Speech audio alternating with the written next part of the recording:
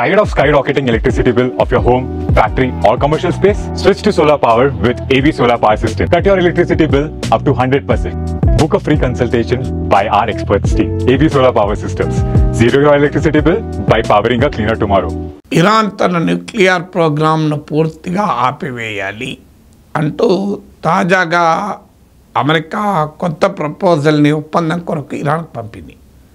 ఈ ప్రపోజల్ పైన white house spokes person చెప్తూ ప్రెసిడెంట్ ట్రంప్ క్లియర్ మెసేజ్ ఇస్తున్నాడు ఇరాన్కు, ఇది మీ ఇంట్రెస్ట్లో కూడా మంచిది, ఈ డీల్కి ఒప్పుకోండి. ఈ డీల్ కనుక ఒప్పుకోకపోతే తీవ్రమైన ఎకనామిక్ శాంక్షన్స్, ఆర్థిక ఆంక్షల్ని ఇరాన్ ఎదుర్కోవాల్సి వస్తుంది అని ఒక కొత్త ప్రపోజల్ను పంపిస్తూ కొత్త థ్రెట్ కూడా అమెరికా చేసింది. దానిపైన Iran top spiritual leader Ayatollah Ali Khamenei తీవ్రంగా స్పందించాడు. అసలు మీరెవరు మాకు చెప్పటానికి న్యూక్లియర్ ప్రోగ్రాం ఆపమని? న్యూక్లియర్ యురేనియం ఎన్రిచ్మెంట్ అంటారు. ఆ యురేనియం ఎన్రిచ్మెంట్ అనేది అణుబాంబుకు చాలా కీలకం. 60% లెవెల్ వరకు ఎన్రిచ్ చేయగలిగితే near to the nuclear bomb వచ్చినట్లు. మీరెవరు మా ఎన్రిచ్మెంట్ కార్యక్రమాన్ని ఆపమని అడగటానికి? ఇది అమెరికా నాయకుల అహంకారము, అహంభావానికి నిదర్శనం. ఇరాన్ తన స్వావలంబన నిలబెట్టుకుంటుంది అని చాలా గట్టిగా రిప్లై ఇచ్చాడు. ఇప్పుడు అమెరికాకి ఏం చేయాలో అర్థం కాని పరిస్థితి. ఇప్పుడు ఎవరు దిగి వస్తారో చూడాలి. అమెరికా ఒత్తిడికి ఇరాన్ తలవంచుతుందా లేదా ఇరాన్ ప్రతిఘటనకు అమెరికా తోకముడుస్తుందా చూడాలి. ఇప్పటి వరకు ఉన్న పరిస్థితి ఏంటంటే ట్రంప్ బెదిరిస్తున్నా ఇరాన్ ఎక్కడా వణకడం లేదు, జంకడం లేదు. మీరు ఏమైనా చేసుకుని పోండి. ఈ పరిస్థితి ఎందుకు వచ్చింది? ఇప్పుడు రకరకాల ఏజెన్సీస్ చెప్పేది ఇరాన్ న్యూక్లియర్ బాంబ్ తయారు చేసే వైపుగా వేగంగా పరుగులు తీస్తోంది అని. కొన్ని సంస్థల అంచనా ప్రకారం అయితే ఆల్రెడీ న్యూక్లియర్ బాంబ్ తయారు చేసేది కూడా Iran is only few days or 2 weeks away from nuclear bomb అని ఆ స్థాయిలో యురేనియం ఎన్రిచ్మెంట్ చేస్తోంది ఇరాన్ అని వార్తలు వస్తున్నాయి. International atomic energy agency IAEA report ప్రకారం అట్లీస్ట్ 3 సీక్రెట్ ప్లేసెస్లో ఇరాన్ తన న్యూక్లియర్ బాంబ్ తయారీకి కావాల్సిన యురేనియం ఎన్రిచ్మెంట్ యాక్టివిటీ జరుపుతోంది అని. Captaincy is about making right decision whether on the field और ऑफ द फील्ड. इसलिए मैं कंट्री डिलाइट पर भरोसा करता हूँ. They deliver 100% pure buffalo milk to my doorstep by 7 AM. Don't just enjoy our matches. Enjoy village fresh buffalo milk too. Download the Country Delight app. So ఈ activity even అండర్గ్రౌండ్లో కూడా జరుపుతున్నారా, American నిఘా వర్గాలకు కూడా దొరకకుండా చేస్తున్నారా అనేది ఇప్పుడు క్వశ్చన్ వస్తుంది. ఈవెన్ యునైటెడ్ నేషన్స్ రిపోర్ట్ల ప్రకారము మీరు అమెరికన్ ఇంటెలిజెన్స్ ప్రకారం కూడా Iran is inching towards a nuclear bomb, అణుబాంబు తయారు చేసే దిశగా ఇరాన్ పరుగులు తీస్తోంది. దీనికి ఎవరు కారణము? ఇరాన్ గనక అణ్వాయుధాలు ఉంటే అది ప్రపంచానికి ప్రమాదము అని అమెరికా వాదన. కానీ సమస్య ఎక్కడ వస్తుంది? వాస్తవంగా ఒబామా ప్రభుత్వము ఉన్న సమయంలో ఇరాన్తో అణు ఒప్పందం కుదుర్చుకున్నారు. ఈ ఒప్పందానికి యునైటెడ్ నేషన్స్లోని 5 పర్మనెంట్ దేశాలతో పాటు America, UK, France, China, Russia ఈ 5 పర్మనెంట్ మెంబర్స్. ఈ దేశాలకు కూడా ఈ న్యూక్లియర్ డీల్లో భాగస్వామి. కానీ ట్రంప్ అధికారంలోకి వచ్చాక ఏకపక్షంగా ఇరాన్ న్యూక్లియర్ డీల్ నుంచి వైదొలిగి ఇరాన్ పైన తీవ్రమైన ఆంక్షలు విధిస్తూ ప్రకటించేశాడు. ట్రంప్ ప్లాన్ ఏంటి అంటే ఇరాన్ను కంప్లీట్గా లొంగ తీసుకొని ఇరాన్ న్యూక్లియర్ ఫెసిలిటీస్ పూర్తిగా తొలగించి న్యూక్లియర్ కెపాసిటీ ఇరాన్కు ఇక ముందు కానీ భవిష్యత్తులో కానీ లేకుండా కూడా చేయాలన్నది ట్రంప్ ఆలోచన. కానీ ట్రంప్ దుందుడుకు చర్య ఇప్పుడు బెడిసి కొడుతోంది.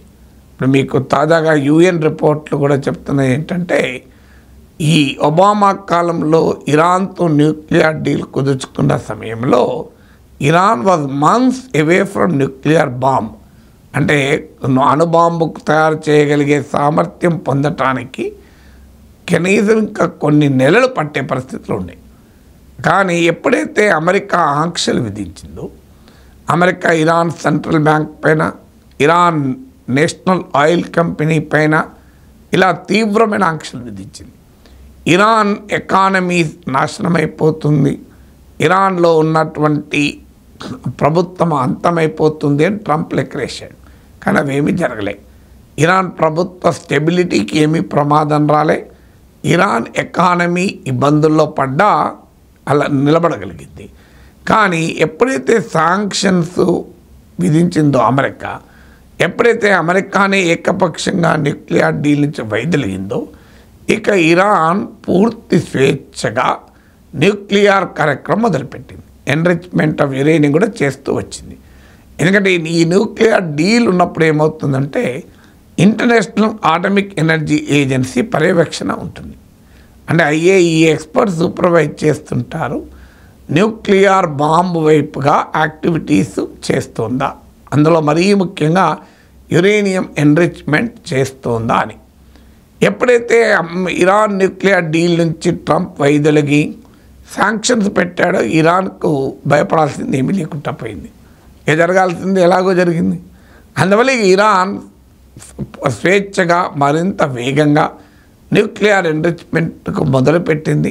ఇప్పుడు UN రిపోర్ట్ల ప్రకారం అయితే ఇట్ ఈజ్ ఓన్లీ 2 వీక్స్ అవే అని, 1-2 వారాల్లో న్యూక్లియర్ బాంబ్ తయారు చేయగలిగే సత్తా వచ్చేస్తుంది అని. ఇంకొన్ని రిపోర్ట్లు అయితే ఆల్రెడీ వచ్చిందని. బట్ ఏదైనా ఈ పరిస్థితి రావటానికి కారణం ఎవరు? ట్రంప్ ఏకపక్షంగా 2018లో న్యూక్లియర్ డీల్ నుంచి ఉపసంహరించుకొని ఇప్పుడు నేను మళ్ళీ ఇరాన్తో ఒప్పందం కుదుర్చుకుంటాను అంటే ఇరాన్ ఎలా నమ్మాలి అంటుంది. నీవే కదా గతంలో ఒబామా ప్రభుత్వం కుదుర్చుకున్న డీల్ నుంచి వైదొలిగి మీరు అసలు ఇరాన్తో ఒప్పందమే లేదు, ఇరాన్ సంగతే తేలుస్తాను మొదలుపెట్టావు. ఇప్పుడు మళ్ళీ ఇరాన్తో ఒప్పందము అంటే అది ఎలా నమ్మాలి అన్నది ఇరాన్ అడుగుతున్న ప్రశ్న. ఆ ట్రంప్ అంచనా ఏంటంటే ఇటీవల ఇరాన్ మిత్రులంతా దెబ్బతిన్నారు. ఇరాన్ నిర్మించిన యాక్సిస్ ఆఫ్ రెసిస్టెన్స్ ప్రతిఘటన కూటమి, మీకు లెబనాన్లో హిజ్బుల్లా, యమన్లో హూతీలు, హమాస్ ఇన్ పాలస్తీనా, గాజా ప్రాంతంలో, అలాగే ఇంకా కాస్త ఇరాక్లో షియా మిలీషియా, ఈవెన్ సిరియాలో బషర్ అల్ అసద్ ప్రభుత్వంతో కూడా మంచి సంబంధాలు. ఈ యాక్సిస్ ఆఫ్ రెసిస్టెన్స్ బాగా వీక్ అయింది. మీకు Hezbollah, Hamas top leadership eliminate అయింది. హిజ్బుల్లాతో కాల్పుల విరమణ కుదుర్చుకున్నారు, ఇజ్రాయిల్తో కాల్పులను కుదుర్చుకుంది హిజ్బుల్లా. హమాస్ అయితే ఘోరంగా నష్టపోతూనే ఉంది. హూతీలపైన ఇజ్రాయిలే కాదు అమెరికా దాడులు చేసింది. సిరియాలో అసద్ ప్రభుత్వం పడిపోయింది. ఇక ఇరాన్ యాక్సిస్ ఆఫ్ రెసిస్టెన్స్ మొత్తం కూలిపోయింది కనుక ఇరాన్ను బులీ చేయడం, లొంగ తీసుకోవడం సులభం అని ట్రంప్ లెక్కలేశాడు. కానీ ఇరాన్ మిత్రమండలి దెబ్బతిన్న మాట నిజం. ఇరాన్ శాంక్షన్స్తో ఎకానమీ దెబ్బతిన్న మాట నిజం. కానీ Iran is not Gaza, Iran is not even Syria. Iran Ukraine కాదు. ఉక్రెయిన్ ప్రెసిడెంట్ను నోటికొచ్చిన వేటలో తిట్టి పంపించి మళ్ళీ పట్టుకొచ్చుకొని ఒప్పందం కుదుర్చుకోవటానికి. సో అలా కాలబేరానికి ఉక్రెయిన్ లాగా ఇరాన్ వస్తుందని ట్రంప్ లెక్కనేశాడు. అది కాస్త డామిట్ కథ అడ్డం తిరిగింది. ఇరాన్ ఇప్పుడు నువ్వు ఏం చేసుకుంటావో చేసుకోపో అంటుంది. మీరు 2018లోనే ఇరాన్తో కుదుర్చుకున్న ఒప్పందాన్ని క్యాన్సిల్ చేసుకొని శాంక్షన్స్ విధిస్తే ఇరాన్ మరింతగా అణుబాంబుకు దగ్గరైంది. ఇప్పుడు మళ్ళీ శాంక్షన్స్తో నేను విరుచుకోపడతానంటే ఈసారి మరింత వేగంగా న్యూక్లియర్ బాంబ్ తయారు చేసే దిశగా ఇరాన్ వెళ్ళచ్చు. ఒక రకంగా ట్రంప్ పరిస్థితి ఏంటి? ఇప్పుడు ముందు నుయ్యి వెనుకకు ఏం చేయాలి, ఇరాన్ను ఎలా కంట్రోల్లో పెట్టాలన్నది ట్రంప్కు అర్థం కాని పరిస్థితి. అందువల్ల ప్రతి సందర్భంలోనూ బెదిరింపులతో, హెచ్చరికలతో, బేరసారాలతో డిప్లొమసీ నడవదని ట్రంప్కి అర్థం కావాలి. Everything is business for Trump. జెలెన్స్కీతో మినరల్ డీల్ కుదుర్చుకున్నట్లు, ఇండియా పాకిస్తాన్లను ట్రేడ్తో బెదిరించి యుద్ధం ఆపాయని చెప్పుకున్నట్టు కాదు కదా. Iran is a tough nation, Iran is not Ukraine.